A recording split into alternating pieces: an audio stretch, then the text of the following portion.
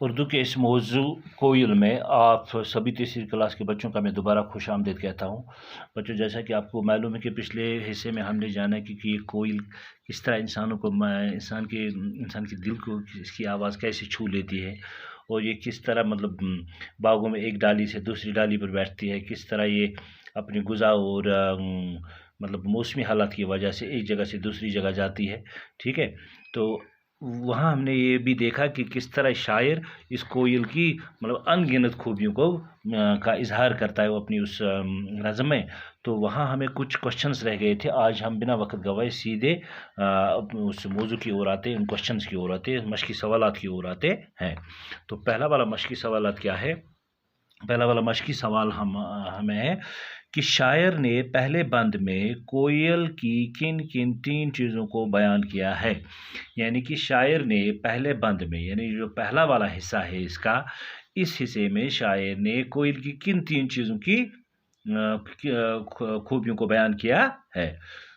تو اگر ہم پیچھے مڑیں گے اور دیکھیں گے، میں آپ سے ہی یہ سوال پوچھوں گا، بالکل آپ کو مشکل نہیں ہوگا، آپ اس کو آرام سے اس کا جواب دے سکتے ہیں۔ ذرا ہم دیکھتے ہیں یہ پہلا والا بند کیا ہے۔ یہ ہے پہلا والا بند، تیری رنگت کالی کالی، یعنی کہ اس کا رنگ کالا کالا ہے۔ تیری صورت بولی بالی، یعنی اس کی شکل بولی بالی ہے۔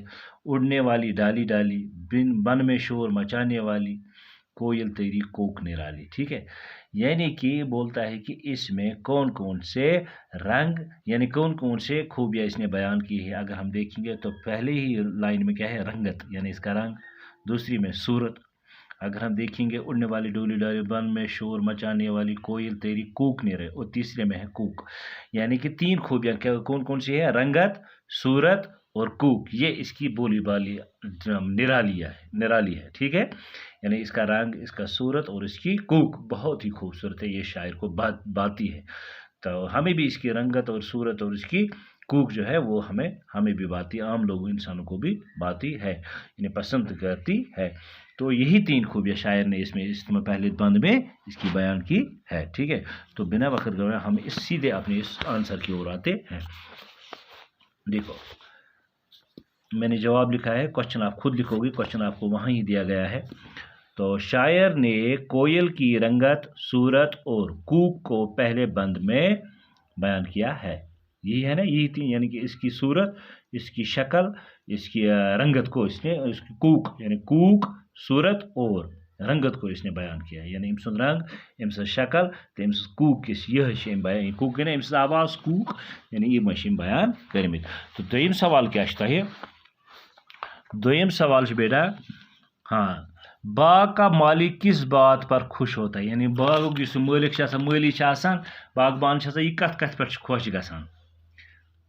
ہاں شاباش، پوت پورو نا تین، یعنی کہ کوئل ہز آواز کوک، تم سمس خوش دل محظوظ گژھان۔ ٹھیک ہے، تو لکھیں گے ہم اس کا جواب، باغ کا مالی کوئل کی کوک سے خوش ہوتا ہے۔ ٹھیک، یم کوک ست۔ تو تریم سوال، تریم کیا ہے؟ اس نظم میں شاعر نے ایک ہی مصرع 3 بار دہرایا ہے، وہ کون سا مصرع ہے؟ یعنی کہ یہ جو نظم ہم نے پڑھی ہے اس میں شاعر نے ایک ہی، یعنی 3 بار ایک مصرع دہرایا ہے۔ تو سہ کس تمیک سہ آئیڈینٹیفائی کرو۔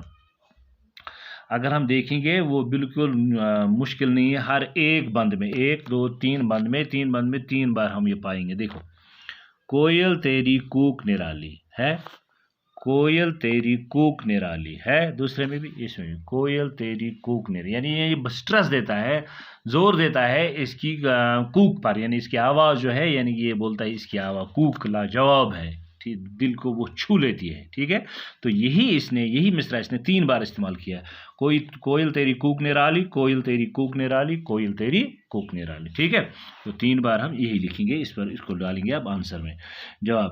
اس نظم میں دیکھو، اس نظم میں شاعر نے مصرع کوئل تیری کوک، یہ میں نے کاماز میں رکھا ہے۔ ٹھیک ہے، مصرع کاماز میں کوئل تیری کوک نرالی کو یہ میں نے کوٹ کر کے رکھا ہے، 3 بار دہرایا ہے۔ ٹھیک ہے، تو پھر چوتھا سوال کیا ہے؟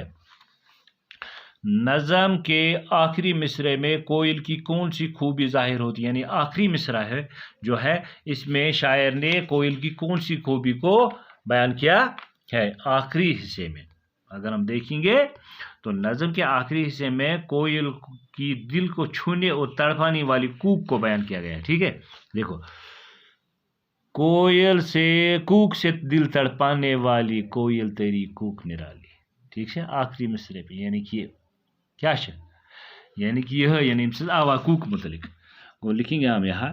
نظم کے آخری مصرع میں کوئل کی دل کو چھونے اور تڑپانے والی کوک کو بیان کیا گیا ہے. ٹھیک ہے, ٹھیک ہے, تو یہ گو آنسر. پتہ گو بیاکھ کوشچن. تو یہ کوشچن نمبر 3 کیا ہے؟ کوشچن نمبر 3 ہے سمجھے اور لکھے, یعنی یہ سمجھو پتہ لکھو. آخر پر دیے گئے الفاظ سے خالی جگہیں پر کیجیے. آخر پر دیے گئے الفاظ سے خالی جگہیں پر کیجیے.